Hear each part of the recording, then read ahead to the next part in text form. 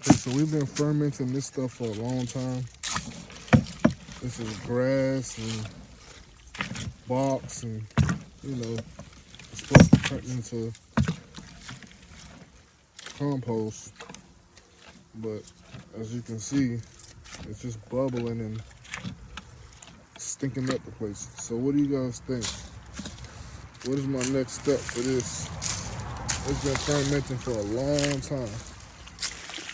Looks like there's nothing but water, but there's plenty of grass and green and brown, basically. What do you guys think? What should I do?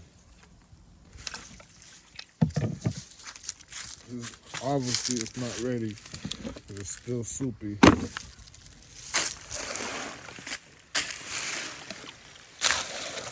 But what do I do?